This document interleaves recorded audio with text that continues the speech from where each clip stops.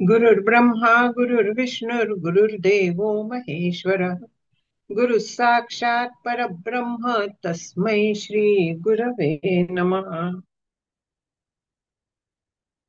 मूकं करोति वाचालं पङ्गुं लङ्घयते गिरिं यत्कृपातमहं वन्दे परमानन्दमाधवम्।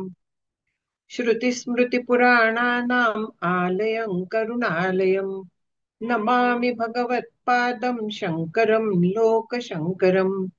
शङ्करं शङ्कराचार्यं केशवं बादरायणम् सूत्रभाष्यकृतौ वन्दे भगवन्तौ पुनः पुनः।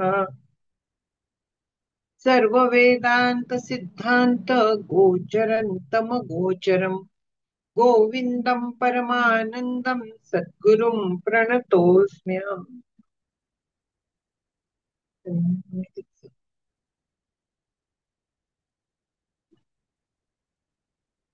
आपला विषय सगळ्यांना आता माहिती आहे की शिष्य जो आहे तो स्वतःच्या अनुभवाचं त्याने काय अनुभवलं एक्झॅक्टली ते सांगतोय.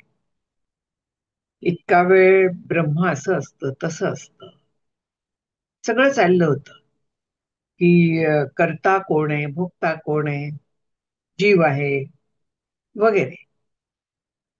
मग आता मी ब्रह्म आहे हा अनुभव आल्यानंतर शिष्य म्हणतोय की कर्तापि वा कारयितापि नाहम भोक्तापि वा भोजयितापि नाहम द्रष्टापि वा दर्शयितापि नाहम सोहम स्वयं ज्योतिरग्निदृगात्मा ज्योती अनिद्रुक आत्मा. मी काय आहे त्याचं वर्णन जे चाललेलं आहे ते त्याचं स्वरूपाचा अनुभव आल्यानंतर त्याला जे कळलेलं आहे त्या संदर्भात सगळं त्याचं वर्णन चाललंय की इतका काळ मी करतोय मला वाटत होतं, मी अभ्यास करतोय, मी साधना करतोय, मी आश्रमातली कामं करतोय, मी सगळं करतोय. पण आता तो म्हणतोय की मी आता करता नाही. ज्युनियर्सना काम सांगत असेल तेव्हा तो कारयितापि नाहम, मी करवून घेणारा पण नाहीये, प्रेरक नाहीये, मी कोणाला काही सांगत नाही, करणाराही नाहीये, आणखीन करवून घेणारा पण नाही. मी भोगता पण नाहीये, आणखीन लोकांना भोग देणारा पण नाहीये, म्हणजे लोकांना सुख दुःख वगैरे काहीतरी माझ्यामुळे मिळेल असंही नाहीये. द्रष्टापी, मी बघणारा नाही किंवा दर्शयितापी म्हणजे कोणाला दाखवणारा पण नाही. मग मी आहे कोण? सोहम स्वयं ज्योती अनिद्रुक आत्मा, मी स्वयंप्रकाश असा जो आहे, कुठल्याही इंद्रियांना विषय नाहीये, अनइद्रुक, इद्रुक तद्रुक हे ते म्हणजे जे दाखवता येतं, म्हणजे जे ज्ञानेंद्रियांना कळतं, ह्यातला मी काहीही नाहीये. मग मी कोण आहे? तर स्वयं ज्योती आत्मा मी आहे. हा सरळ अर्थ झाला त्याचा. आपल्याला नेहमी वाटतं की माझ्यामुळे होतं, मी करते, मी करते म्हणून होतं, किंवा माझ्यासारखं चांगलं करणारं कोणी नाही, किंवा मला जमत नाही. करतेपणाचा हा पण भाव आहे. मला जमतं म्हणूनच मी करताय असं नाही, तर माझ्याकडनं चुका होतात, मला नाही जमत, म्हणजे मीच करणारी आहे ना. चुका होत वा उत्तम करू करणारी मी, अशा पद्धतीने आपला सगळा व्यवहार चालतो. मग जो करता असतो तो भोगता पण असतो. मला अमुक आवडतं, मला ना परवा फार त्रास झाला, फार कामं झाली, आज मला खूप छान जेवण मिळालं, आलं भोगता. सगळ्या बाजूने भोग, ते मला मला मला असं आता मला वाटत नाहीये. मी या सगळ्यापासून अलिप्त आहे, मी केवळ साक्षी आहे. जे चाललेलं आहे ते देहाला चाललेलं आहे. माझा काय संबंध त्याच्याशी? म्हणून मी करता नाहीये. करता जो आहे तो जीव आहे, चिदाभास आहे. जीवातला कोण करणार आहे? कारण बुद्धी जी आहे ती अचेतन आहे, ती काही करू शकत नाही. जो आत्मा आहे, आपल्याला माहितीये की बुद्धी आत्मा आणखीन आत्म्याचं बुद्धीत पडलेलं प्रतिबिंब म्हणूया किंवा फाकलेला प्रकाश म्हणूया, आभास म्हणूया, सगळं एकच आहे. तर ते मिळून तीन मिळून जीव होतो. त्यातला बुद्धी जड आहे, ती काही करूच शकत नाही. तिला चैतन्य येणार कुठून? नॉर्मली म्हणजे जड पदार्थाला चैतन्य येतच नाही. बरं, आत्मा जो आहे तो अकर्ता, भोगता, अपान पादपाणी, अमन, म्हणजे ज्याला मन नाही, ज्याला बुद्धी नाही, हात नाही, पाय नाही, आकार नाही, उकार नाही, काही नाही, तो काय करणार? तो काहीच करू शकत नाही. तो केवळ असतो. मग करणारा कोण उरला? चिदाभास उरला फक्त. चिदाभास काय करतो? गेल्या वेळी सांगितलं होतं मंगेश दादांनी की ऍक्टिव्हेट करतो. बुद्धीला ऍक्टिव्हेट केल्यामुळे बुद्धीला वाटायला लागतं की मी चेतन आहे, मीच चेतन आहे. प्रॉब्लेम हा आहे, मीच चेतन आहे. आणखीन बुद्धी संपूर्ण शरीरभर व्यापून असते. अंतःकरण जे आहे, अंतःकरण, प्राण, आत्मतत्व, हे पूर्ण शरीर व्यापून असते. आणि बुद्धी पूर्ण शरीर व्यापून असल्यामुळे चिदाभास पण पूर्ण शरीर व्यापून असतो. त्यामुळे संपूर्ण देह चेतन आहे असा आपल्याला भ्रम होत असतो. मग हा जो भ्रम आहे, ह्याला काहीतरी उपाय आहे का? आहे. मी खरा कोण आहे हे कळून घ्यायचं. ते कळलं की हा भ्रम आपला जातो. शिष्याचा हा भ्रम गेलेला आहे. म्हणून कर्तृत्व जे आहे ते त्यांनी योग्य ठिकाणी दिलेलं आहे, की मी खरा जो आहे, खरा मी कोण आहे? तर स्वयंज्योती, अनिद्रुक, इद्रुक, ताद्रुक, हे ते अशा पद्धतीने ज्याचा निर्देश करता येत नाही, अनिर्देश्य, अप्रमेय, ज्याचं वेगळ्या कोणाकडनंही ज्ञान होत नाही, जो स्वतःच ज्ञानरूप आहे, असा स्वयंज्योती आत्मा तुम्ही. तो करता नाही, आत्मा करता नाही, भोगता नाही, कोणाला कसले भोजयिता म्हटल्यानंतर म्हणजे भोग देणारा म्हटल्यानंतर कर्तृत्व येतच की नाही. पण तरी देखील वेगळ्या पद्धतीने सांगायला लागलं. केवळ करता नाही म्हटलं असतं तरी काही बिघडलं नसतं. पण तरीही आपल्याला इतकी सवय झाली आहे, मी करता नाहीये, ठीक आहे, म्हणजे मी अमुक अमुक काम करत नाही, पण मी लोकांना जेवायला घालते. तसं अजिबात नाही. हे देखील कर्तृत्वाचाच भाग झाला. पण आपल्याला सवय नसल्यामुळे हे सगळ्या पद्धतीने सांगायला लागतं. भोगता नाही, मी लोकांना भोग देखील देणारा नाहीये, सुख देणारा नाहीये, दुःख देणारा नाहीये, त्रास देणारा नाहीये, आनंद देणारा नाहीये. कुठच्याही पद्धतीचं कोणालाही मी भोग देत नाही. आणखीन मला स्वतःलाही भोग होत नाही. कारण काय आहे? भोग घेण्यासाठी इंद्रिय लागतात, देह लागतो, मन बुद्धी लागते. माझ्याकडे काही नाहीये, मी कसं भोगता म्हणून स्वतःला मिरवू शकेल? मला मन आहे कुठे? बुद्धी आहे कुठे? मग भोग कोणाला मिळणार? म्हणून मी भोगता पण नाहीये आणि कोणाला भोग देणारा पण नाहीये. मी काही बघत सुद्धा नाहीये किंवा कोणाला दाखवत पण नाहीये. मला इंद्रिय कुठे आहेत? ज्ञानेंद्रिय नाहीयेत, कर्मेंद्रिय नाहीयेत. मग मी कसा पाहणार? अचक्षु, डोळे नाहीयेत मला. डोळे देहाला आहेत, इंद्रिय देहात राहतात. इंद्रिय काय, देह काय, सगळं जे आहे तर ते केवळ आपल्याला आता माहितीये की ते केवळ पंचमहाभूतांचं, 3 गुणांचं बनलेलं आहे. मग जे पंचमहाभूतांचं आहे, जे 3 गुणांचं आहे, ते अचेतन आहे. त्याचा काय संबंध आहे? बघणारा तो कसा काय असेल? त्याच्या मागे तो चिदाभास आहे. चिदाभासाच्या मागे आत्मतत्व आहे. म्हणून बघणं बिघणं सगळ्या क्रिया चालतात. नाहीतर ह्या क्रियांना कुठेही जागा नाही. काहीही हे होणं शक्य नाहीये. द्रष्टा नाहीये, दर्शयिता नाहीये.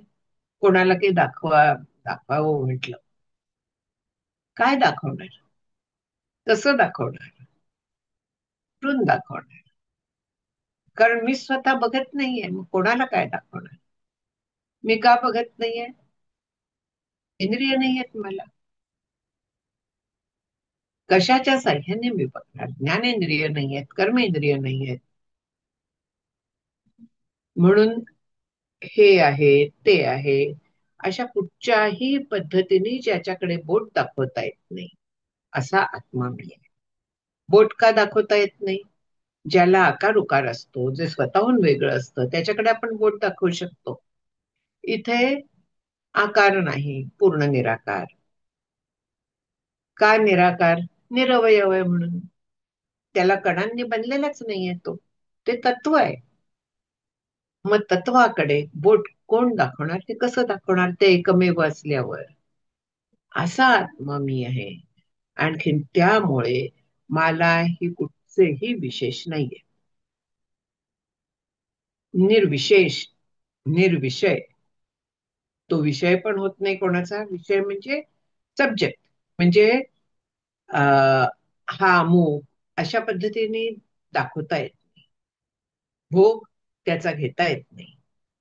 विषय होणं म्हणजे वेगळ्या तऱ्हेने ज्ञान होणं, भोग होणं वगैरे. असं कुठलंही आत्म्याच्या बाबतीत होऊ शकत नाही. ते शक्य नाहीये. स्वयंज्योती, स्वयंप्रकाश असा आत्मा जो आहे, तो मी आहे. पूर्णपणे स्वतंत्र आहे. कशावरही मी अवलंबून नाहीये माझ्या ज्ञानासाठी, माझ्या अस्तित्वासाठी, माझ्या आनंदासाठी. मी पूर्णपणे स्वतंत्र, पूर्ण आहे, स्वप्रकाश आहे. मग लोक काय करतात? लोकांना काय वाटतं? चलत्युपाधौ प्रतिबिंब लौल्यम औपाधिकम मूढ धियो नयंती स्वबिंबभूतम रविवत विनिष्क्रियम कर्तास्मी भोक्तास्मी हतोस्मी हेती. म्हणजे मूढ धिया हा म्हटलाय. मूढ धिया म्हणजे मूर्ख, थोडक्यात. मूढ म्हणजे जे पूर्णपणे विवेक नाहीये, किंवा ज्यांना कळत नाहीये खरं काय आहे, खोटं काय आहे, त्यांना कळतच नाही. म्हणजे त्यांना त्यांची बुद्धी चांगली नाही का? असेल चांगली, सुपर इंटेलिजंट असतील, पण तरी हे ज्ञान व्हायला केवळ बुद्धीचा IQ वगैरे उपयोगाचे नसतात. ती बुद्धी शुद्ध असायला लागते. अत्यंत स्वच्छ, शांत अशी असायला लागते. अशी असली तरच तिला हे समजू शकतं. नाहीतर हे सूक्ष्म ज्ञान स्थूल बुद्धीला होत नाही. स्थूल बुद्धी स्थूल पदार्थांना गवसणी घालू शकेल. स्थूल पदार्थांचा अगदी बारीक बारीक देखील ती बघू शकेल. ऍटम वगैरेंचा विचार करू शकेल. त्यातल्या सूक्ष्म पदार्थांच्या पर्यंत जाऊ शकेल. पण ती अत्यंत सूक्ष्म जे तत्व आहे, सगळ्याच्या मागे असलेलं, तिथपर्यंत ती जाऊच शकत. कारण तिथे वेगळी बुद्धी लागते. ज्याला व्यवसायात्मिका बुद्धी एकेह कुरुनंदन, एकच आहे. अत्यंत शुद्ध, अत्यंत शांत, विवेक वैराग्य संपन्न अशी बुद्धी जर का असली, तरच आधीच्या श्लोकात जसं म्हटलं तसं होणं शक्य आहे. पण जे मूढ आहेत, म्हणजे ज्यांची बुद्धी अशी नाहीये, त्यांना काय वाटतं की ही देह, मन वगैरेची जी उपाधी आहे, इंद्रिय म्हणजे सूक्ष्म देह, स्थूल देह, ह्या ज्या उपाधी आहेत, तर त्या उपाधींमध्ये बदल होत असतात. कारण काय आहे, त्या जड पदार्थांपासून बनलेल्या आहेत, नाशिवंत पदार्थांपासून बनलेल्या आहेत. त्यामुळे त्या ज्या आहेत तिथे बदल होत असतात. प्रतिबिंब लौल्यम म्हटलेलं आहे, उदाहरण दिलेलं आहे. पण मी काय आहे, तर मी क्रिया कसलीही माझ्या ठिकाणी नाही. आणखीन ही लोक काय म्हणतात की मी करता आहे, मी भोगता आहे. अरे अरे अरे अरे, काय माझं सर्वस्व उडालं, सगळा अगदी पूर्णपणे रसातळाला गेलो. कोण गेलं? अशा पद्धतीने करता म्हणा, भोगता म्हणा, सुखी म्हणा, दुःखी म्हणा, जीव होत असतो. जीवाची उपाधी जे देह आहे, देह म्हणण्यापेक्षा देखील अंतःकरण ही खरी उपाधी आहे. उपाधी म्हणजे काय असतं आपल्याला आता माहिती आहे चांगलं, की जी त्या उपाधेयाला म्हणजे ज्याची उपाधी आहे त्याला इतर पदार्थांपासून वेगळं काढते आणि स्वतःचे धर्म त्याच्यावरती लादत नाही. आपल्याला माहितीये की आता अ, छत्र्या चालल्यात म्हटलं, किंवा ती लाल छत्री पहा, ती अमुक अमुक आहे. म्हणजे ही लाल छत्री बाकीच्या छत्र्यांच्या लोकांच्या पासून ती छत्री घेतलेल्या माणसाला वेगळी काढते. तो माणूस माझ्या ओळखीचा आहे म्हणून मी सांगितलं की ती लाल छत्री घेतलेला माणूस अमुक अमुक आहे म्हणून. पण छत्री आपला लालपणा त्याच्यावरती लागते का? अजिबात लागत नाही. स्वतःचे धर्म ती उपाधीवरती लादत नाही, उपाधेयावरती लादत नाही. पण अ, जी उपाधी आहे, त्या उपाधीच्या मुळे त्याच्यात जे बदल होतात, तर ते माझ्यात झाले असं मला वाटायला लागतं. कारण मी उपाधीशी तादात्म्य पावलेली आहे. गेल्या वेळेसच झालं भ्रमज तादात्म्य. हे जे तादात्म्य पावलेली मी आहे ते भ्रमामुळे झालेलं आहे. ते सहज नाहीये, ते भ्रमज आहे. म्हणजे सहज आहेच, पण तो भ्रमामुळे झालेला आहे. आणखीन हा भ्रम जो आहे तो ज्ञान झाल्यानंतर पूर्णपणे नाहीसा होतो. पण इथे मूढ धियाचं वर्णन चाललेलं आहे. त्याचा भ्रम कायम आहे. आणि तो कायम असल्यामुळे आता आरसा म्हणा किंवा पाणी म्हणा, पाणी हल्लं की त्यातलं प्रतिबिंब हलतं की नाही. म्हणजे ती जी उपाधी आहे ती हल्ली की त्यातलं प्रतिबिंब हल्ल्यासारखं वाटतं. वास्तविक प्रतिबिंब हलण्याचा संबंधच येत नाही. इथे वृत्ती म्हणजे बुद्धी हालत असते आणि चिदाभास त्या बुद्धीच्या मुळे हलतोय असं वाटतं. त्याचा जो मूळ आहे ते प्रतिबिंब आहे, चिदाभास, ते त्या उपाधी बरोबर हलत असेल. पण जो बिंबरूप आहे तो जरा तरी हलणार आहे का? बिंबाचं अस्तित्व प्रतिबिंबावरती अवलंबून आहे का? अजिबात संबंध नाहीये त्यांचा. आरसा समोर आहे म्हणून प्रतिबिंब दिसत आहे. आरसा गेला की प्रतिबिंब जाईल. प्रतिबिंब येवो वा जाओ, ज्याचं प्रतिबिंब आहे तो तसाच आहे ना. त्याच्यात काहीतरी फरक होतो का? तिथे कुठेही काहीही फरक होत नाही. सूर्याचं उदाहरण दिलंय की पाण्यामध्ये प्रतिबिंब पडतं, आणखीन पाणी हल्ल्यानंतर सूर्याचं प्रतिबिंब हल्ल्यासारखं वाटतं. उपनिषदात एक उदाहरण दिलेलं आहे की सावली, हे कोणीतरी माणसाचा प्रतिबिंब पाण्यात पडलाय. नदी आहे आणि नदीच्या पाण्यात प्रतिबिंब पडलाय. वरनं एक ओंडका वाहत आला आणि त्या प्रतिबिंबाला लागला. हा माणूस ओरडायला लागला की मला लागला, मला लागला. त्याला लागलाय का तो? का प्रतिबिंबाला लागलाय? प्रतिबिंबाला लागला म्हणजे त्याला लागतो का? सावली असते आपली. सावली पाण्यात पडली. सावली कधी भिजते, मी कधी भिजते, काहीही संबंध नाहीये. तसा आहे सावली. अग्नीवरती पडली, ती जळणार आहे का? बिंबाचा काहीतरी त्या सावलीशी संबंध आहे का? त्याची असेल, त्याच्या बरोबर वावरत असेल, पण ती अवलंबून आहे ते सूर्यावरती. खाली जमीन आहे म्हणून. जमीन नसती तर सावली कुठे पडेल? काहीतरी सावली घेणारं लागतं ना. म्हणजे ती पराधीन आहे, म्हणजे तिचा व्यतिरेक होतो, आपण पाहिलेला आहे. पण मी कायम आहे. सावली लहान मोठी होईल, मी सावली बरोबर लहान मोठी नाही होत.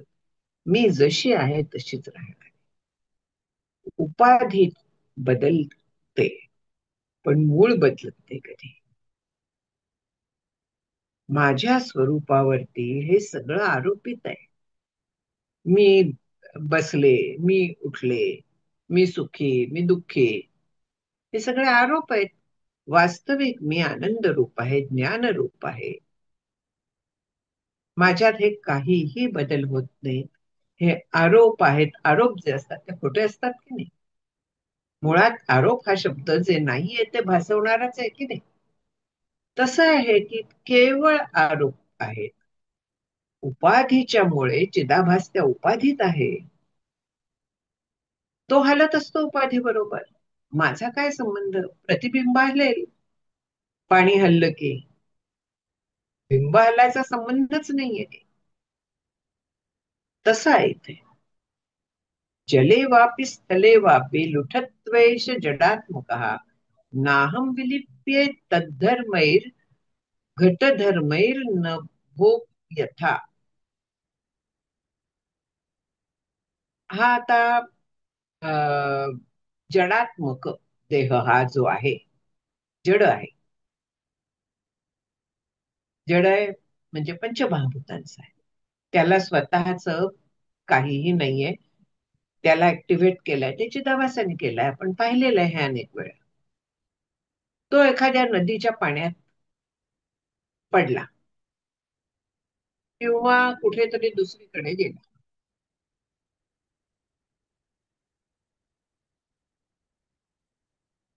मी गेलीये का कुठे देहाच्या बरोबर? मी व्यापून आहे सगळीकडे. देह गेला म्हणजे मी जाते का? प्रश्न हा येतो नेहमी अगदी, की देह गेला म्हणजे मी जात नसते.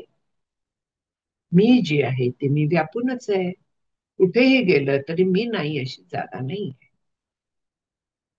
उदाहरण पुष्कळ वेळा दिलेलं आहे की एक भांड घेतलं, भांड्यामध्ये आकाश आहे. इथून बाहेर गेले, रस्त्यावरती गेले, खोलीतलं आकाश नेलं मी बाहेर, का बाहेरच आकाश भांड्यात राहिलं? भांड आकाशातून गेलं, आकाश उचलून नेलेलं नाही. आकाश व्यापून आहे, पण तरी देखील भांड्यामध्ये आकाश आहे हो, मी बाहेर पण नेल, बाहेर ओतलं. असं होतं का? तसंच आपलं आहे की हा देह जो आहे, तर तो कुठेही असून दे, तो जातो, तो ब्रह्मामधूनच जात असतो. ब्रह्म कायम जसं आहे तसं आहे. भांड इकडून तिकडे गेलं म्हणजे त्या आकाशाला काही लागलं का? काही नाही झालेलं. पाणी पडलं, भांड्यात होतं ते सांडलं, आकाश भिजलं का? काही नाही झालेलं त्याला. भांड्यात लसूण ठेवली, आकाशाला वास लागला? मुळीच नाही. ते गंधाचे कण आहे, ते वारा वाहून नेतो म्हणून आपल्याला वास येतो. पण वाराही त्याने लिप्त होत नाही, आकाश पण लिप्त होत. केवळ कण वाहून नेण्याचं काम आकाशातनं वारा करत असतो, पण त्यांचा त्याच्याशी संबंध नाही. तसंच आहे की हा देह पाण्यात पडो, जमिनीवरती जाओ, इकडे जाओ, तिकडे जाओ, माझा त्याच्याशी संबंध नाही. मी त्याच्या धर्मांनी अजिबात लिप्त होत नाही. मी त्याच्या धर्मांनी कुठल्याही पद्धतीने अफेक्ट होत नाही. म्हणजे काय आहे की जे काय चाललेलं आहे, तर ते ह्या देहाशी आणखी मनाशी त्यांच्याशी संबंधित आहे, त्यांच्यामुळे होत आहे. मी आनंद रूप आहे, मी ज्ञानरूप आहे. माझा ह्या देहाच्या व्यवहारांशी केवळ साक्षीत्वाचा संबंध आहे. मी त्याच्यापासून अलिप्त आहे, पूर्णपणे अलिप्त आहे. असं जेव्हा होतं तेव्हा आपण सुखासाठी कोणावरती अवलंबून राहत नाही. नाहीतर अमुक झालं तर मला बरं वाटेल, तमुक झालं तर बरं वाटेल, अमुक भेटलं तर बरं वाटेल, अमुक नाही भेटलं तर बरं वाटेल, असं कशावरतीही नाही. याला परावलंबी म्हणतात. आणि आत्मा परावलंबी नाहीये. अस्तित्वासाठी सुद्धा तो कशावरही अवलंबून नाहीये. आपल्याला वाटतं की अस्तित्वासाठी आपण देहावर अवलंबून, तशा पद्धतीने कशावरही आत्मतत्व हे अवलंबून नाहीये. आत्मा जसा आहे तसा आहे. तो स्वतंत्र आहे, फक्त तोच स्वतंत्र आहे, फक्त तोच पूर्ण आहे. आणि आपण अपूर्णत्व सारखं आपल्या पाठीशी लागलेलं आहे, म्हणून आपण हे करूया, ते करूया, ह्यानी मला बरं वाटेल, त्यांनी बरं वाटेल, या पद्धतीने आपलं सगळं चाललेलं असतं. तसा आत्म्याशी कुठेही काहीही संबंध नाही. देहाच्या धर्मांनी मी लिप्त होत नाही, म्हणून शिष्य सांगतोय. देखिजे देहीचा धर्मो देही, ऐसे देखणे जे पाही ते आन आती. येथ आत्मा आत्मयाचे ठाई आधीची ओळ आहे. देखिजे देहीचा धर्मो देही, म्हणजे आत्मा जो आहे तो आत्मरूपाने अखंड आहे. देह जो आहे ते देहाचे धर्म चाललेले आहेत. जरा मरण, अस्ति जायते वर्धते विपरिणमते, सगळे देहाचे धर्म आहेत, ते चाललेले आहेत त्याच्या पद्धतीने. मनाचे धर्म चांचल्य वगैरे ते मनाचे धर्म चाललेले आहेत. बुद्धीचे धर्म बुद्धी करते. म्हणजे हे सगळे ज्याचे त्याचे धर्म जे आहेत ते ज्याचे त्याचे चाललेले आहेत. त्या धर्मांचा देहाशी संबंध आहे, त्या धर्मांचा माझ्याशी काडी मात्र संबंध नाहीये. खोलीत मी राहतेय, खोलीला कुठे गळलं काही झालं, माझा काय संबंध आहे त्याच्याशी? इनकन्व्हिनियन्स फार तर, त्याच्या पलीकडे काही संबंध आहे का? ह्या घरात मी राहतेय, माझा काय संबंध आहे त्याच्याशी? जे होत आहे ते होत आहे, चालून द्या. अशा पद्धतीने विचार असतो हा. आणखीन पूर्णपणे अलिप्तपणे साक्षीत्वाने या देहाच्या सगळ्या धर्मांकडे, सगळ्या गोष्टींकडे हे बघायचं. असं बघता बघता हळूहळू ते सहज, एकदम आपल्याला हे कळलं म्हणजे ते सहज झालं असं होत नाही. ह्याला वेळ लागतो. अजून का जमत नाही? प्रयत्न करत राहायचा आहे, कधीतरी ते आपोआप होणार आहे, कधीतरी त्याला सहजता येईल. सुरुवातीला हे सगळं कृत्रिम असतं, कृत्रिमपणेच आपल्याला बघायला लागतं. शिष्याला आता ते सहज झालंय, शिष्याला त्याचा अनुभव आलाय. किती वेळ श्री गुरु त्याला सांगतायत, अनुभव पण देऊन झाला. त्याच्यानंतर शिष्याने विचार केला, परत अनुभव घेतला, आणि नंतर आता सांगतोय तो. त्याचा अधिकार उत्तम होता, माझा तेवढा नाहीये, मला वेळ लागणार आहे. पण वेळ लागणार असला तरी ते होणार आहे, जर का मी प्रयत्न करत राहिले, त्याच्याबद्दल शंका नाहीये. म्हणून काहीही आपल्याला झालं, मनाला झालं, मनाला कोणी बोललं, मी भोगता नाही, करता नाही. हे सगळं लक्षात ठेवायचं असतं. समजा कोणी चांगलं बोललं, सुखे संतोषानं यावे, दुःखे विषादानं भजावे, आणि लाभा लाभ न धरावे मनामध्ये. आपल्याला सगळं संत सांगून ठेवतात हो. ऐन वेळी आपण विसरतो हे ऐन वेळी विसरणं जे आहे ना, ते बाधक आहे. ह्या गोष्टी सन्निधची असावा विचार असं समर्थ जे म्हणतात ना, ते या दृष्टीने म्हणतात की कुठचीही वेळ आली की विचार त्याला योग्य असा आपल्याला आठवायला हवा. आणि तो कधी आठवतो? जेव्हा आपण एरवी पण त्याच्याबद्दल विचार करतो, जेव्हा आपण ते अनुसंधान ठेवतो, त्यावेळी तो आपल्याला आठवायला लागतो. तोपर्यंत आठवत नाही. नामाला आमचे श्री गुरु खोड्रपर म्हणतात, डोक्यात काही नको तो विचार आला, नाम सुरू करायचं. जातो की नाही? ताबडतोब जातो. तशाच पद्धतीचं आहे की मी देह आहे वगैरे विचार आले मनात की ताबडतोब त्याला शह द्यायचा. मी देह नाही, मी अमुक आहे, ब्रह्म आहे. विचार ताबडतोब हा करायचा. देहाच्या धर्मांनी मी तिथे अडकायचं नाहीये. देखीचे देहीचा धर्म देही, बस. मी आत्मा आहे, माझा यांच्याशी संबंध नाही. मी त्याच्यात राहतेय. राहतेय म्हटल्यानंतर त्या घराला आपल्याला नीट ठेवायला लागतं. तसा देह नीट सांभाळायचा, व्यवस्थित ठेवायचा, पण माझा माझा माझा म्हणून त्याच्यात अडकायचं नाही. कर्तृत्व, भोक्तृत्व, खलत्व, मत्तता, जडत्व, बद्धत्व, विमुक्ततादयः बुद्धेर्विकल्पा न तु सन्ति वस्तुतः स्वस्मिन् परे ब्रह्मणि केवले द्वये. इथे आचार्यांनी हे सांगितलेलं आहे की अनेक जे बुद्धीचे धर्म आहेत, मगाशी देहाचे, जड देहाचे सांगितले की प्रतिबिंब वगैरे जड देहाचं पडतं, बुद्धीचं पडत नाही प्रतिबिंब. तर आता बुद्धीच्या बद्दल बोलतायत, सूक्ष्म देहाबद्दल बोलायला लागलाय की कर्तृत्व, भोक्तृत्व. आता सगळीकडे त्व आहे ह, व म्हणजे पणा, म्हणजे मी करता आहे असा भाव, मी भोगता आहे असा भाव. पुढे दुष्टपणा, खलत्व,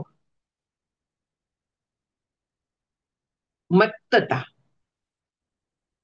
मत्त माहिती आहे आपल्याला. खलत्व म्हणजे दुष्टपणा, वाकड्यात शिरणारी बुद्धी. मत्त, उन्मत्त आपण म्हणतो ना.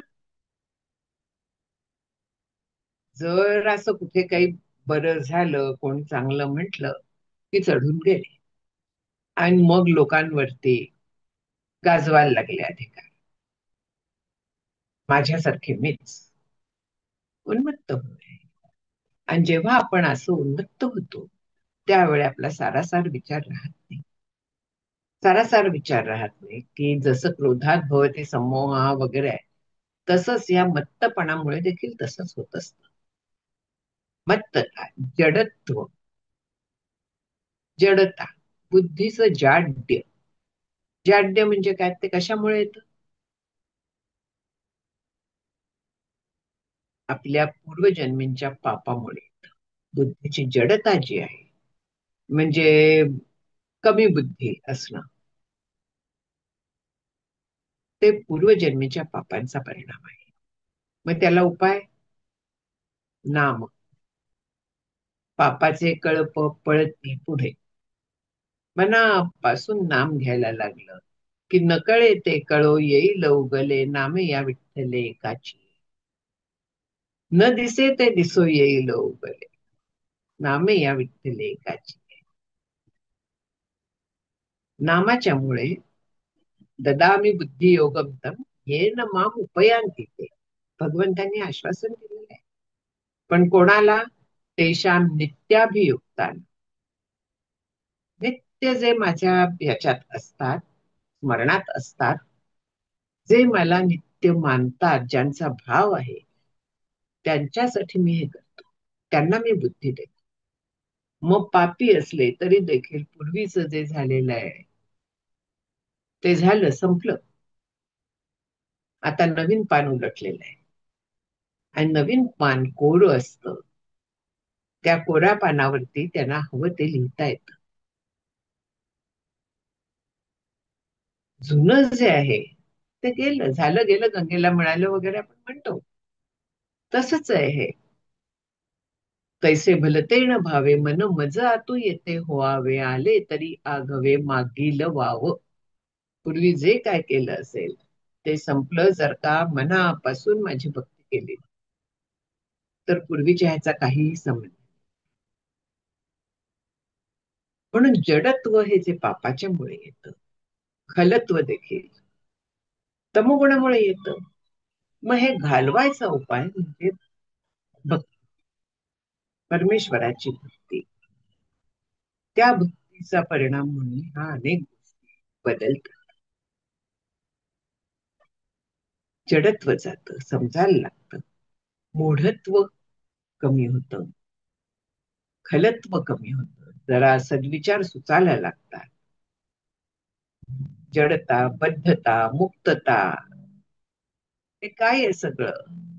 सगळे शेवटी अंतःकरणाचे धर्म आहेत, बुद्धीचे धर्म आहेत हे. आणि मी काय आहे? न तु संती वस्तुतः स्वस्मिन परे ब्रह्मणी केवल अद्वये ब्रह्मणी वस्तुतः स्वस्मिन न संती. वास्तविक जो मी ब्रह्मरूप आहे, केवल आहे, अद्वैत आहे, म्हणजे फक्त मीच आहे सगळीकडे, तर माझ्यामध्ये बुद्धीचे धर्म येणार आहेत कुठनं? बुद्धी तरी खरी आहे का? ते आपण नको विचार करायला. पण बुद्धीचे धर्म माझे धर्म नाही आहेत हे लक्षात घ्यायचं. देहाचे धर्म माझे धर्म नाहीये, बुद्धीचे धर्म, मनाचे धर्म हे माझे धर्म नाही, हे स्वतःला हॅमर करत राहायचं. अगदी म्हणजे त्याला काय म्हणतात, ब्रेन वॉशिंग, तसं म्हटलं तरी हरकत नाही. पण हे हॅमर करत राहायचं आणि जुन्या समजुती आपल्या काढायच्या, जुन्या समजुती काढायच्या आणि ह्या नव्या बसवून घ्यायच्या. परत परत स्वतःला ह्याची जाणीव करून द्यायची. पुन्हा पुन्हा तो अभ्यास करायचा आणि असा अभ्यास करत गेलं आपण तर तो पक्का होतो.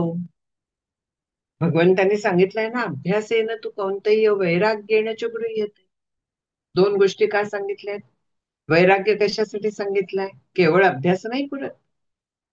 एकीकडे अभ्यास चाललाय आणि एकीकडे मन ओढ घेताय विषयांच्याकडे.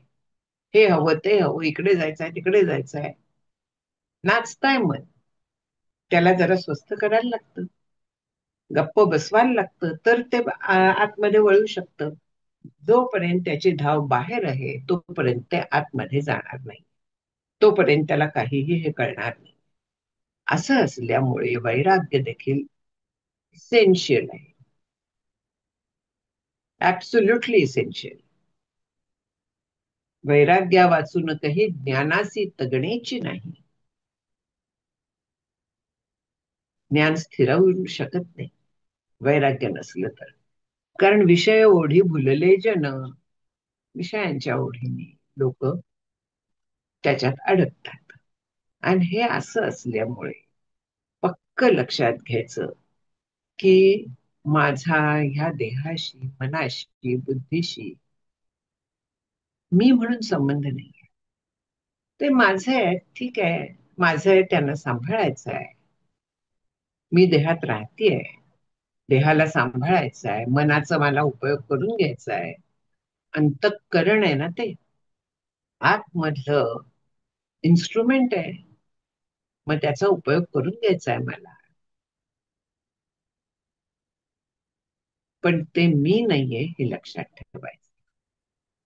संतु विकारा प्रकृतेर्दशधा शतधा सहस्रदा वापी किम मे संग चितस तैर्न घन क्वचिदंबरम स्पृशती. हे सगळे विकार मगाशी सांगितले. ते कोणाचे आहेत? माझ्या प्रकृतीचे आहेत, माझे नाही आहेत. माया रूपी शक्तीचे आहेत. ती माझी शक्ती आहे, माझी प्रकृती आहे, मी नाही. आणि तिचे हे कितीही विकार असून हे आता इथे थोडेसे सांगितले, 8-10 सांगितले. पण 100 असोत, अगदी हजारो असोत, तरी देखील माझ्याशी त्यांचा संबंध नाहीये. कारण मी निसंग आहे, मी चिद्रूप आहे, असंग चित्त असा मी आहे. उदाहरण दिलंय की ढग आकाशाला स्पर्श करतात का? ढगांचा आणि आकाशाचा काहीतरी संबंध आहे का? आकाशात ढग येतात जातात. माझी आत्मव्योमी गंधर्व नगरे नामी, येती जाती संभ्रमी कल्पने. आत्मव्योम म्हटलेलं आहे. त्याच्यात ही खोटी सगळी गंधर्व नगर, ढग येतात जातात कल्पनेनी. आकाशाला काहीतरी त्यांच्यामुळे अं, फरक पडतोय का? धूळ उडाली आकाशात, धुळीने आकाश लिप्त होणार आहे? नाही.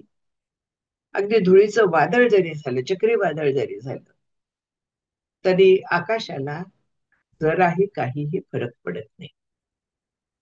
ढग आले गेले, थंडी खूप आली, बर्फ पडला, आकाशाला काहीही फरक पडत नाही. ऊन तापलं, वाळवंट तापलं, खालनं वरनं भयंकर उष्णता, आकाशाला काहीही फरक पडत नाही. तसं आहे की विकार ह्या मायेच्यामुळे, प्रकृतीच्यामुळे देहाला मनाला वाटेल तेवढे होत. मी निसंग आहे, मी चिद्रूप आहे. माझं विकारांशी संबंध काय आहे? माझं काय बिघडणार आहे त्याने?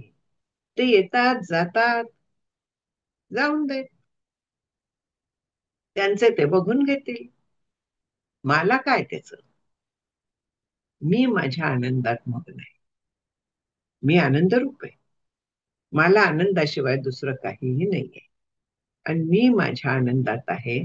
माझा ह्या देहाच्या विकारांशी आणि मनाच्या आणि बुद्धीच्या विकारांशी काडी मात्र संबंध. ते मी तिथे केवळ राहते, दॅट्स ऑल. माझा संबंध नाहीये वास्तविक. मी अजिबात त्या धर्मांनी लिप्त होत नाही.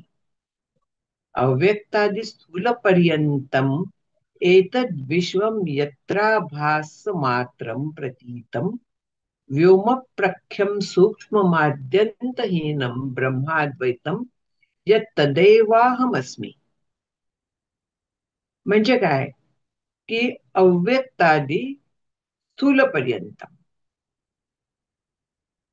यत्र अव्यक्तादि स्थूल पर्यंत, म्हणजे जिथे आता ह्या ब्रह्माच्या ठिकाणी अव्यक्तापासून, अव्यक्त म्हणजे मूळ जेव्हा सुरुवात झाली, माया जेव्हा निर्माण झाली, तेव्हा ती अव्यक्त स्थितीतच होती. अव्यक्त हे मायेचंच एक नाव आहे. तर तिच्यापासनं म्हणजे अत्यंत सूक्ष्म अशा जी जड पदार्थ आहे म्हणूया, कल्पना आहे म्हणूया, काही म्हणा, तिथपासनं ते शेवट काय आहे? स्थूल देह. ईश्वराने संपूर्ण सृष्टी निर्माण केली, नंतर देह निर्माण करायला घेतले, चेतन प्राणी निर्माण केले.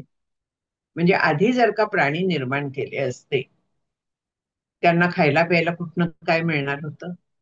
त्यांनी राहायचं कसं होतं?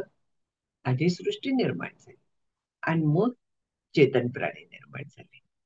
आधी अन्नाची सोय भगवंतांनी केली, त्यांच्या उदरनिर्वाहाची, संपूर्ण निर्वाह देहाचा, त्याची सोय आधी भगवंतांनी केली, आणखीन मग जीव निर्माण केले.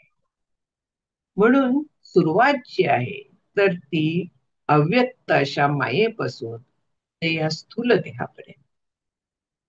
हे जग कसं आहे? यत्र आभास मात्र.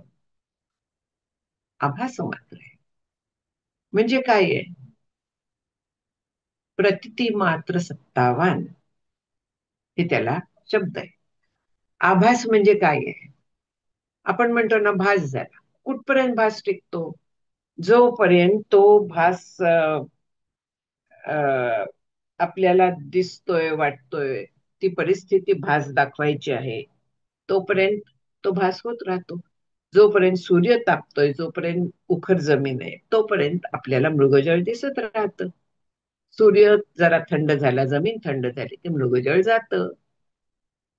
आपण हिरवळीच्या बाजूला गेलो, तिथे मृगजळ दिसणार नाहीये. म्हणजे ते खरं आहे का? नाही. जोपर्यंत ते दिसतंय, तोपर्यंत त्याला अस्तित्व आहे असं वाटतं. प्रतिती मात्र सत्तावान. ह्याला दुसरं नाव आहे, ते म्हणजे वर्तमानात जगणं. तिसरं नाव आहे दृष्टीसृष्टीवाद. सगळे एकच आहे, काहीही भेद नाही. दृष्टीसृष्टीवाद म्हणजे काय? जोपर्यंत दिसताय तोपर्यंत अस्तित्व आहे. दिसत नाहीये, आवाज येत नाहीये, त्याला अस्तित्वच नाही. आत्ता मला अस्तित्व आहे तुमच्यासाठी, पण हे बंद झाल्याबरोबर मला अस्तित्व नाही. माझ्या लेखी तुम्हाला अस्तित्व नाहीये. हा विचार आहे प्रतिती मात्र सत्तावान किंवा दृष्टीसृष्टीवाद. अतिशय छान आहे, अगदी आपल्याला साधकाच्या दृष्टीने खूप उपयोगी आहे. की जोपर्यंत दिसताय तोपर्यंत त्याचं सगळं नीट बघायचं, नीट करायचं, सगळं करायचं. पण ज्या क्षणी आपल्याला पाठ वळेल म्हणूया, ज्या क्षणी आपण तिथनं बाहेर पडू, त्या क्षणी त्या गोष्टींना, त्या व्यक्तींना, त्या घराला, कशालाही अस्तित्वच नाही. प्रतिती मात्र सत्तावान, इथे म्हटलेलं आहे ते. यत्र आभास मात्र प्रतिती. प्रतिती मात्र, प्रत्यक्ष नाही. आकाशातली गंधर्व नगर म्हणजे ढग, ढगांचे आकार कुठपर्यंत टिकतात? जोपर्यंत आपल्याला ते दिसत आहेत, त्याची प्रतीती येते, तोपर्यंत आहेत. थोड्या वेळात वारा येतो, आणखी ते नाहीसे होतात. नाहीसे झाले म्हणजे आकाश जसंच्या तसं राहतं. मग ते ढग होते का नव्हते? जोपर्यंत दिसत होते तोपर्यंत होते. आता दिसत नाहीत म्हणजे नाहीत, संपलं. रिक्षात न गेले कुठे? रिक्षात जोपर्यंत बसलेली आहे, रिक्षा जोपर्यंत आहे, तोपर्यंत तिला अस्तित्व आहे. मी उतरल्यानंतर ती रिक्षा पुढे कुठे गेली, मी विचार तरी करते का? माझ्या लेखी तिचं अस्तित्व राहत नाही. तसा विचार आपल्या सगळ्या लोकांच्या बद्दल करायला लागतो. आपल्या घरदाराबद्दल करायला लागतो, आपल्या नातेवाईकांच्या बद्दल करायला लागतो, स्वतःच्या देहाबद्दल देखील करायला लागतो. मी आणि माझं, ह्या सगळ्याबद्दल प्रतिती मात्र सत्तावान, हा नियम लागू. आणि तो जर का आपण केला, तर आहे तुके देवाचे ऐसे वर्तणे निश्चयाचे, मूळ तुटे उद्वेगाचे येणे रीती. प्रतिती मात्र सत्तावनचा आपण जेव्हा विचार करायला लागतो, दृष्टीसृष्टीवाद जेव्हा आपण विचाराने फॉलो करायला लागतो, त्यावेळे नासे अज्ञान, दुःख, भ्रांती, शीघ्रची येते ज्ञानप्राप्ती किंवा उद्वेग, चिंता, हे सगळं नाहीसं होऊन जातं. कारण त्या कशाला अस्तित्वच नाहीये खरं. प्रतिती मात्र सत्तावान, जोपर्यंत आहे तोपर्यंत सगळं व्यवस्थित बघायचं आहे. पण त्याचा संबंध संपला की विचार करायचा नाही. हा, आता पुढलं आपल्याला व्यवस्था करून ठेवायला लागते, तेवढा विचार करायचा. विचार करून झाला की विषय संपला. परत परत विचार डोक्यात ठेवायचे नाही. जे संबंध नाहीये त्याचं चिंतन करायचं नाही. चिंतेचा तर संबंधच नाहीये. कारण जे होणार आहे ते होणार आहे. माझ्याकडनं प्रयत्न मी पुरेपूर करायचा आहे. आणि प्रयत्न पुरेपूर झाल्यानंतर जे काही होणार आहे ते शांतपणे स्वीकारायचं. कारण माझा आणि त्याचा संबंध नाहीये. मी परब्रह्म आहे, हे कायम लक्षात ठेवायचं. आणि ह्या सगळ्या गोष्टी आपल्या रोजच्या जीवनाला लागू होतात. त्या उगाचच्या उगाच नाही सांगितलेल्या, त्या आपल्या रोजच्या जीवनात उतरवायच्या गोष्टी आहेत. रोजच्या जीवनाला लागू जशा होतात ना, तर तसं आपलं जीवन अत्यंत समाधानी, सुखी, शांत असं होऊन जातं. सगळ्या चिंता, सगळे उद्वेग, सगळे त्रास हे जातात. म्हणून सूक्ष्म आदी अंतहीन, म्हणजे ज्याला सुरुवात नाही, शेवट नाही, म्हणजे जे कायम आहे, आकाशासारखं आहे, व्यापक आहे, ते अद्वैत ब्रह्म. बाकीचं जे सगळं आहे तर ते केवळ प्रतीती मात्र आहे. आणखीन ते अज्ञ, मूढ वगैरे जे म्हटलेलं आहे मगाशी, तर त्यांना ते खरं वाटतं. पण आपण जर का अज्ञ राहिलेलो नाही, म्हणजे आता हा शिष्य, तर त्याला ते खरं वाटणार आहे का? ती केवळ कल्पनेची आहे. कल्पनेची सृष्टी केली, तिला सत्यत्व का द्यायचं? कारणच नाहीये. ती कल्पना मात्र आहे, हे लक्षात घ्यायचं आहे. असं सगळं विश्व आहे. आणि ते ब्रह्माच्या ठिकाणी त्याचा केवळ भास होतोय. ते ब्रह्म मी आहे. म्हणून माझी आत्मव्योमी गंधर्व नगरे ना. ते ब्रह्म मी आहे, माझ्या अधिष्ठानावरती हे जग भासताय, माझ्यामुळे भासताय. मी ते कसं असेल? मी त्याच्यापासून अलिप्त आहे. म्हणून मी सर्वाधारम, सर्व वस्तू प्रकाशम, सर्वाकारम, सर्वगम, सर्वशून्यम, नित्यम, शुद्धम, निश्चलम, निर्विकल्पम, ब्रह्माद्वैतम यत् तदेवाहमस्मी. काय शिष्याचा अनुभव आहे. सर्वांना आधारभूत, सगळ्या जगाचा अधिष्ठान. अधिष्ठान केव्हा म्हणतात? तेव्हा जग भासतं तेव्हा. म्हणून त्याचा आधार पण मी आहे, अधिष्ठान पण मी आहे.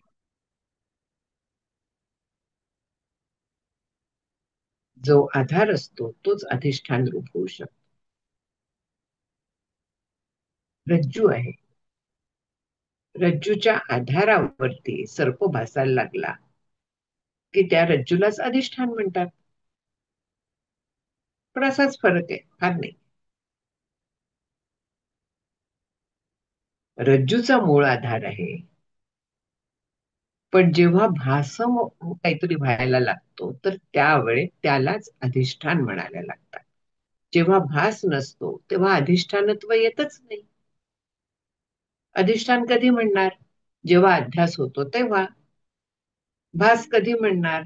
जेव्हा काहीतरी मागे असतं तर त्यावेळेस. त्याच्या आधी भास वगैरे म्हणण्याचा संबंधच येत नाहीये.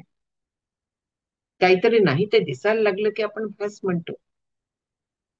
तसं जो मी आहे, जे मी ब्रह्म आहे, अद्वैत आहे, निर्विकल्प आहे, ज्याच्याबद्दल काहीही द्वैत कुठेही नाहीये. विकल्प म्हणजे पर्याय, म्हणजे द्वैत, संशय, असं जिथे काहीही नाही, असं अद्वैत ब्रह्म ते मी आहे. आणि तेच सगळ्या ह्या जगाचं अधिष्ठान आहे. इथे आधार म्हटलाय, सर्वाधारम याच्यात श्लोकात. म्हणून आधार आणखीन अधिष्ठान याच्यातला थोडासा फरक स्पष्ट केला. सर्व वस्तू प्रकाशम, सगळ्या यच्च यावत पदार्थांचं ज्ञान आपल्याला परब्रह्मामुळे होतं. परब्रह्म ज्ञानरूप आहे आणि तेच व्यापून आहे सगळीकडे. ते ज्ञानरूप आहे म्हणून मला बाकीच्या पदार्थांचं ज्ञान होतं. माझी बुद्धिवृत्ती तिथे गेली की तो पदार्थ ज्ञानरूपच असल्यामुळे मला ज्ञान होतं. सगळ्या वस्तूंचं स्फुरण जे आहे ते माझ्या अधिष्ठानावरती होते. मीच नसणे, तर स्फुरण कुठून होणार आहे? अपरिच्छिन्न स्वरूपम सर्वाकारम म्हटलंय. सर्वगम,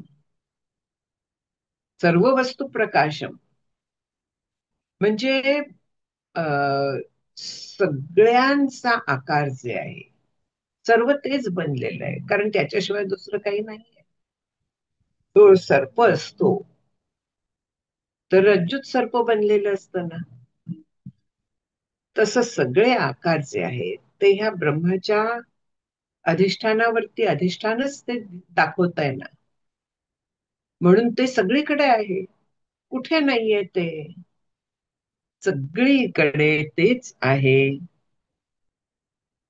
आणखीन सर्व शून्य, बाकीचं जे आहे सगळं जग वास्तविक बघितलं तर शून्य आहे ना. वास्तविक अस्तित्वात आहे का? नाहीये. म्हणजे ते काय आहे? नाहीचे, अगाजे झालेची नाही त्याची वार्ता पुसची काही, म्हणून त्याला शून्य म्हटलंय. असं सगळं जग आहे. सगळीकडे मी आहे, सगळीकडे व्यापून मी आहे, नित्य आहे. आपल्या पुष्कळ वेळा हा नित्य शब्द झालेला आहे. कधीही ते जात नाही. आहे आहे आणि आहे, शुद्ध आहे. कारण अशुद्धीला दुसरं काही तिथे नाहीच आहे. त्याला अशुद्ध करायला काहीतरी पाहिजे ना, तसं काहीही नाहीये तिथे. शुद्ध आहे, निश्चल आहे. त्या हलाला जागा आहे कुठे? सगळीकडे तेच व्यापून आहे. आकाश इकडून तिकडे उचलून ठेवता येतं का? ब्रह्म त्याच्याहून देखील व्यापक आहे. म्हणून ते निश्चल आहे, निर्विकल्प आहे. पर्याय नाहीये, कारण ते एकमेव आहे. असं अद्वैत आहे. आणि ते ब्रह्म मी आहे हे परत परत सांगितलेलं आहे, पुन्हा पुन्हा. मी कसा ते ब्रह्म आहे हे सांगितलंय. आणि असं जेव्हा होतं तेव्हा जगाचे कसे काय परिणाम होतील कोणावर? जगाचं स्वरूप कळलेलं आहे. मग जग जगा परी चाले ते ईश्वर सूत्रे बांधिले. माझा काय संबंध त्याच्याशी? चाललेलं आहे ते चाललेलं आहे, चालून द्या. माझ्या वाटणीला जे काम आलेलं आहे ते देह करणार आहे बुद्धीच्या मार्गदर्शनाखाली. मी केवळ साक्षी आहे. माझा याच्याशी संबंध नाही. जे चालायचं आहे ते चालू द्या. माझं काम मी करायचं आहे. म्हणजे तर तिथे ह्या उपाधीच्या वाट्याला आलेलं, ह्या देहाच्या वाट्याला आलेलं, परिस्थितीच्या मुळे माझ्या वाट्याला जे काम आलेलं आहे तर ते मी करायचं आहे. ईश्वरी नियोजनाप्रमाणे सगळं व्हायचं आहे. मी बघायचं आहे, फक्त स्वरूप आपलं जाणायचं आहे. आणि जे करायचं ते व्यवस्थित करायचं.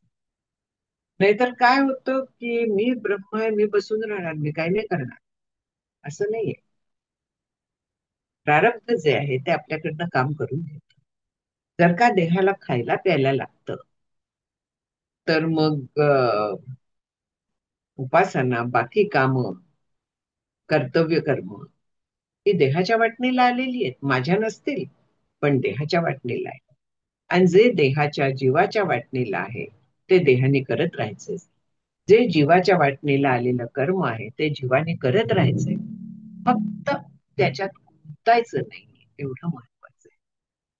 जे योग्य आहे सत्कर्मच करायचे. जो विवेक आहे तो विवेकच वापरायचा आहे. तिथे कुठेही काहीही भेद नाहीये. हे सगळं करत राहायचं आहे. आणि हे करत करत करत आपलं अलिप्तपण जपायचं आहे, आपलं निर्लेपत्व जपायचं आहे, आपलं स्वरूप जपायचं आहे. ते विस्मरणात जाऊन द्यायचं नाही. यत अद्वैतम निर्विकल्पम ब्रह्म तद एव अहम अस्मि, ही आतमध्ये खात्री व्हायला पाहिजे. स्वप्नात जरी विचारलं किंवा झोपेतनं गाठ तरी देखील तेच उत्तर आलं पाहिजे. स्वप्नात मी बद्ध होता कामा नये, स्वप्नात देखील मी मुक्तच राहिलं पाहिजे, इतकं त्या आतमध्ये पक्क झालं पाहिजे. शिष्याला अशा तऱ्हेने ते पक्क झालेलं आहे. आणि तो अनुभव आपला सगळा श्री गुरूंना आपल्या निवेदन करतोय. इथे आता आपण थांबूया. 515 पर्यंत आपले झालेले आहेत आज. हरिओम. ठीक. नमस्कार ज्योत्स्नाताई, पुन्हा एकदा. ब्रह्मविद ब्रह्मैव भवती अशा अर्थाचा शेवटचा श्लोक आहे. तुम्ही एक ओवी सांगितली, माझी आत्मव्योमी. ती पुन्हा एकदा सांगाल का? मला लक्षात नाही आली कुठली आहे ती. माझी आत्मव्योमी गंधर्व नगरे नामी, हम्म, हम्म. येती जाती संभ्रमी कल्पनेच्या. अद्वैत मकरंद मध्ये पहिल्या 5-10 मध्ये आहे ही. अच्छा, काकांची ओवी आहे का ही? काकांची ओवी आहे. बरोबर. अच्छा. ठीक आहे, ठीक. धन्यवाद. ठीक आहे. नमस्कार करतो तुम्हाला पुन्हा एकदा. मग थांबू इथे. शेवटचा श्लोक घेतो. व्हावी पूर्ण कृपा गुरु मजवरी, प्रार्थित भावे तुला. वारी सर्व अरिष्ट नेऊनिलया, संमोह जो वाढला.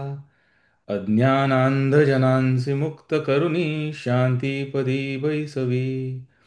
विनती हीच असे न मागत तुझे, भक्ती तुझी ही हवी. श्री सद्गुरुनाथ महाराज की जय. जय श्रीराम. जय श्री